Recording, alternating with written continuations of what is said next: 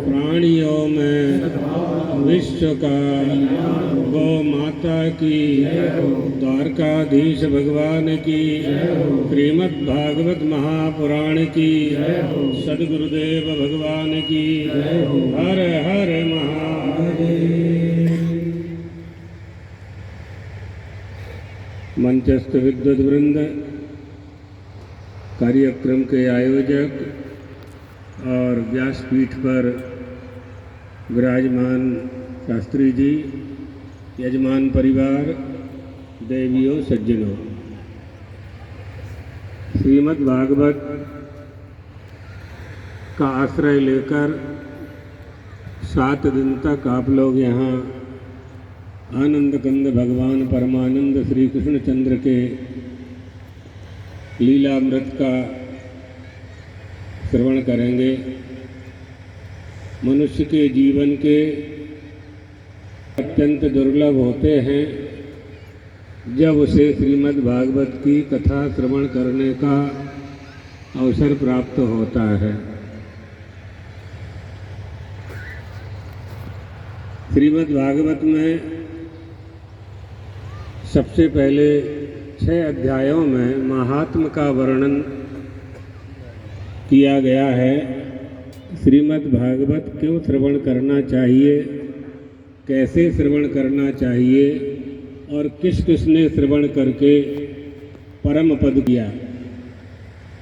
इसमें सबसे पहले आपने भक्ति, ज्ञान और वैराग्य, इनकी कथाएं सुनी होंगी। उसके बाद आत्मदेव, धुंधकारी और गोकर्ण अपने पिताजी को उपदेश देते हैं, एक प्रसंग महात्म में प्राप्त होते हैं। वास्तव में शौनकादि ऋषि जब सूत जी को प्राप्त करते हैं नैमिषारण्य में, उनको ऊंची आसन पर बैठा करके उनके सामने कई प्रश्न उपस्थित करते हैं। कलयुग आ रहा है, कलयुग में कैसे जीव कल्याण का मार्ग सरलता से कैसे प्राप्त करेंगे, हमें ऐसा कोई उपाय बताइए। तब सूत जी महाराज कहते हैं कि हमारे गुरुदेव सुखदेव जी भगवान ने, सुखदेव जी महाराज ने जो राजा परीक्षित के कल्याण के लिए उपदेश दिया था, जिसे श्रीमद् भागवत की कथा कहते हैं, वही हम तुम लोगों को सुनाएंगे।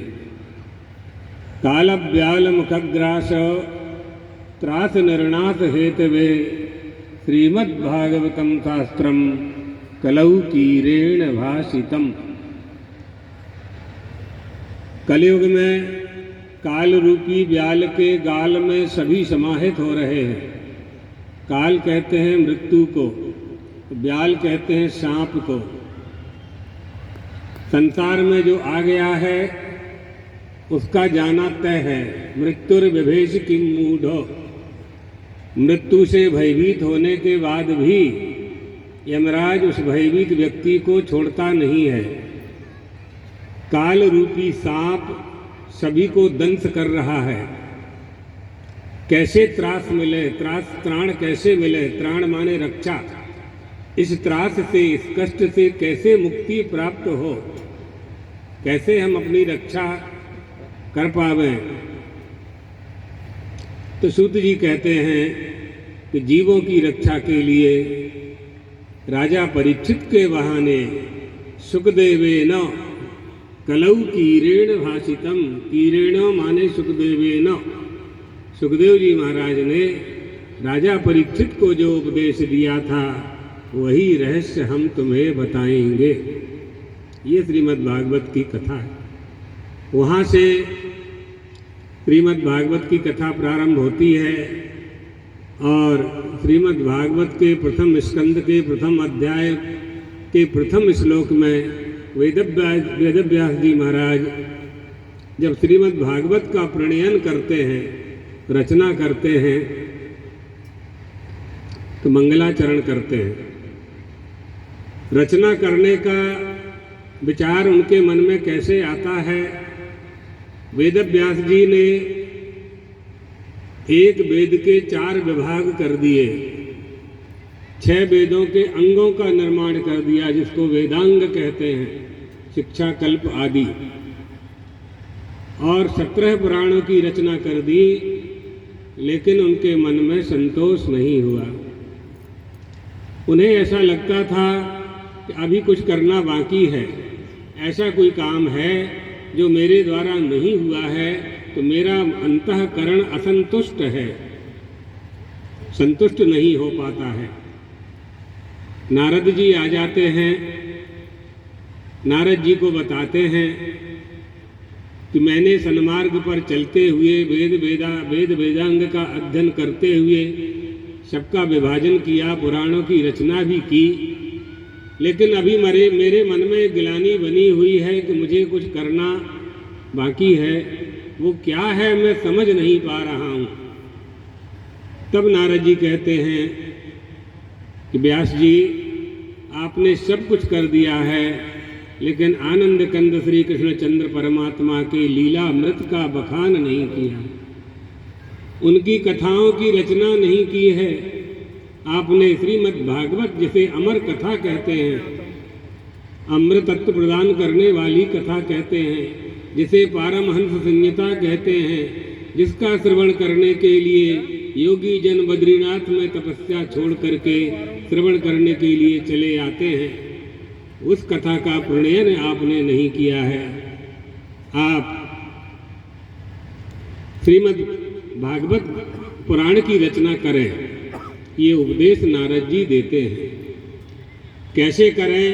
तो उसी समय नारद जी उन्हें चतुश्लोकी भागवत का उपदेश कर देते हैं। प्रतिर्थम यत् प्रतीयेत न प्रतीयेत चात्मनि तद विद्यात्मनो मायाम यथा भासो यथा तमः यथा महांति भूतानि। ये 4 और 7 श्लोक,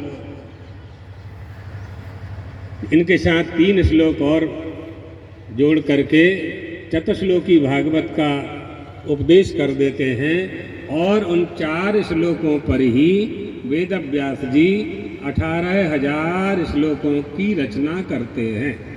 ये श्रीमद् भागवत की कथा, अर्थात यह श्रीमद् भागवत की कथा का उपदेश सबसे पहले ब्रह्मा जी ने नारद जी को दिया, और नारद जी ने व्यास जी को दिया, व्यास जी ने अपने पुत्र सुखदेव जी को दिया, सुखदेव जी ने राजा परीक्षित को दिया। राजा परीक्षित को जब उपदेश दे रहे थे तो सूत जी वहाँ बैठे हुए थे। सूत जी ने वही उपदेश शौनकादि ऋषियों को नैमिषारण्य में प्रदान किया, जिस उपदेश को आप यहाँ श्रवण कर रहे हैं। एक परंपरा ये है। दूसरी परंपरा यह है कि परमात्मा ने इसका उपदेश साक्षात ऋषियों को किया। यदा साक्षात भगवान ऋषिभ्या, परमात्मा ने स्वयं ही ऋषियों को श्रीमद् भागवत का उपदेश दिया। तीसरी परंपरा यह है कि बृहस्पति जी ने इसका उपदेश उद्धव को दिया था, उद्धव ने मैत्रेय जी को दिया, मैत्रेय जी ने विदुर जी को दिया। ऐसे भी परंपरा चलती है, लेकिन प्रचलित जो परंपरा है वो यही है जिसका आप श्रवण कर रहे हैं, राजा परीक्षित और सुखदेव जी वाले। तो व्यास जी सबसे पहले जब श्रीमद् भागवत की कथा की रचना करने लगते हैं तो मंगलाचरण करते हैं। मंगलाचरण में उन्होंने किसी देवी देवता का मंगलाचरण नहीं किया, सत्य का ध्यान किया। सत्यम परम धीमहि, मैं उस सत्य की शरण लेता हूँ, सत्य का ध्यान करता हूँ। ध्यायेम, गायत्री मंत्र में भी धीमहि आता है। मैं सत्य की शरण लेता हूँ, क्योंकि भगवान किसे कहा जाता है? भगवान का स्वरूप ही सच्चिदानंद है, सत उनमें विद्यमान है। सत की वंदना कर लेने से समस्त की वंदना हो जाती है। इसलिए वेदव्यास जी ने पहले ही प्रारंभ में ही कहा जन्माद्यस्य यतोऽन्वयादितरतश्चार्थेश्च विद्यस्वराट् तेने ब्रह्महृदाययादिकवये मुह्यन्ति यत्सूरयः तेजो वारिमृदां यथा विनिमयो यत्र सर्गो मृषा धाम्ना स्वेन सदा निरस्तकुहकं सत्यं परं धीमहि। धाम्ना स्वेन समस्त निरस्तकुहकं सत्यं परम धीमहि। जिसके तेज से समस्त कुहक नष्ट हो जाते हैं, मैं उनका ध्यान करता हूँ, उस सत्य का ध्यान करता हूँ। अर्थात एक ही श्लोक में वेदव्यास जी ने कारण ब्रह्म का, कार्य ब्रह्म का और नित्य शुद्ध बुद्ध मुक्त स्वभाव सच्चिदानंद का ध्यान कर लिया। उनके दोनों ही रूपों का ध्यान किया उन्होंने। प्रत्येक वस्तु का लक्षण होता है। लक्षण के बिना किसी वस्तु को आप सिद्ध नहीं कर सकते। मनुष्य किसे कहेंगे, इसका लक्षण है। गौ माता किसे कहोगे, इसका लक्षण है ना। अग्नि किसे कहोगे, उसका लक्षण है। जिसमें दाहकता है वो अग्नि है, जो प्यास शांत कर दे वो जल है। पृथ्वी किसे कहेंगे, जो सबको धारण करे। आकाश किसे कहेंगे, जिसमें अवकाश हो। प्रत्येक वस्तु का लक्षण है। गौ माता गाय किसे कहेंगे, बहुत से। तो शासनादि मत्तम गौर लक्षणम, जिसके गले में ललरी है, शासना है, वही देसी गाय है। इसी तरह से भगवान किसे कहेंगे, ये लक्षण यहाँ किया जा रहा है। श्रीमद् भागवत के पहले श्लोक में ही लक्षण किया जा रहा है कि भगवान किसे कहेंगे। तो पहले भगवान का लक्षण समझ लीजिए। भगवान किसे कहेंगे, जिसके पास समस्त शक्तियाँ विद्यमान रहती हैं, जिसके पास समस्त ऐश्वर्य है, समस्त भग है, षडैश्वर्य संपन्न है, समस्त ज्ञान है, विज्ञान है, विद्या है, अविद्या है, ऐश्वर्य है, समग्र धर्म है। ऐश्वर्यस्य समग्रस्य धर्मस्य यशस्श्रियः ज्ञान वैराग्ययोश्चैव, जिसमें ज्ञान और वैराग्य है, उसे भगवान कहते हैं। ये भगवान का लक्षण है। उत्पत्तिंच विनाशंच भूतानामागतिम गतिम, जो उत्पत्ति का कारण है, जगत की उत्पत्ति जिसके द्वारा होती है, संसार का जो पालन करता है, प्रलय के समय जो संसार को अपने में ही विलीन कर लेता है। वेत्ति अविद्याम विद्यांच, जो विद्या को जानता है, अविद्या को जानता है। सवाच्यो भगवान इति, उसे भगवान कहते हैं। ये भगवान के लक्षण हैं। तो यहाँ वेदव्यास जी कह रहे हैं कि हम सृष्टि का जो कारण है उस ब्रह्म का लक्षण कर रहे हैं, माने तटस्थ लक्षण कर रहे हैं। तटस्थ लक्षण उसे कहते हैं जो अपने से भिन्न होकर के अपनी उपस्थिति बतावे, उसे तटस्थ लक्षण कहते हैं। अपने से अलग होकर के विशेष रूप से अपने को बता दे, बोध करा दे, वो तटस्थ है। यानी सृष्टि की जो रचना करता है, जो पालन करता है, जो प्रलय करता है, वह परमात्मा का तटस्थ लक्षण है। और सत्यम ज्ञानम अनंतम ब्रह्म, जो सत्य है, ज्ञान है और अनंत है, उसे ईश्वर कहते हैं, भगवान कहते हैं, और सबसे ऊपर उसे ब्रह्म कहते हैं। ये भगवान का स्वरूप लक्षण है। तो सत्यम परम धीमहि, जगत जन्मादि का कारण होने के कारण सृष्टि का जो कारण ब्रह्म है, पहले व्यास जी महाराज उसकी वंदना कर रहे हैं। जन्माद्यस्य यतोऽन्वया, जिसका सब में अन्वय है, जिसके बिना संसार चल नहीं सकता है, जिसका जिसमें अन्वय होता है वह उसके बिना नहीं रह सकता है।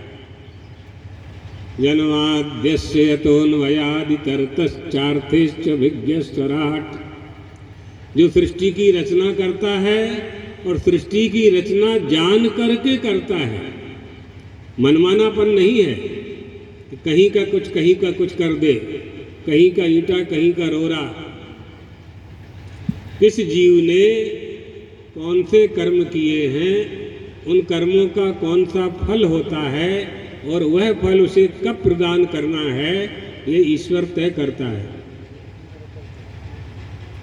मनुष्य को कहाँ मालूम है कि मैं जहाँ जन्म लेने वाला हूँ, मैं कहाँ जन्म लेने वाला हूँ, यही मालूम नहीं। अगर ये मालूम हो जाए कि मैं जन्म लेने वाला हूँ तो किस माँ के गर्भ से जन्म लेगा ये जीव को नहीं मालूम है, लेकिन जन्म ले रहा है। माँ को नहीं मालूम है हमारे गर्भ में निवास करने वाला 9 महीने से जो निवास कर रहा है, हमारे गर्भ में जो पल रहा है, वो हमारे गर्भ में आने के पहले कहाँ था, क्या था और कैसा था, नहीं मालूम। लेकिन सब कुछ हो रहा है। कौन कर रहा है? अर्थेषु विज्ञस्वराट्, सब जानता है वो करने वाला। जो करने वाला है वो जानता है कि किसे कहाँ भेजना है, और सृष्टि की रचना करने में वो स्वतंत्र है। स्वराट माने राजा, परम स्वतंत्र न सिर पर कोई, वो स्वराट है। तेने ब्रह्म हृदय आदि कवये, उसी ब्रह्म ने आदि कवि यानी ब्रह्मा जी के अंतःकरण में, हृदय में पूरी सृष्टि रचना करने की शक्ति प्रदान की। तेने ब्रह्म हृदय आदि कवये मुह्यन्ति यत्सूरयः, ऐसी सृष्टि की रचना करने की शक्ति प्रदान की ब्रह्मा जी को। और ब्रह्मा जी ने अपनी कुशलता से ऐसी सृष्टि की रचना की, सृष्ट्वा पुराण विविधान जयात्म शक्त्या, सारी सृष्टि का निर्माण किया उस ब्रह्मा ने, परमात्मा ने। नदी पर्वत निर्जर जल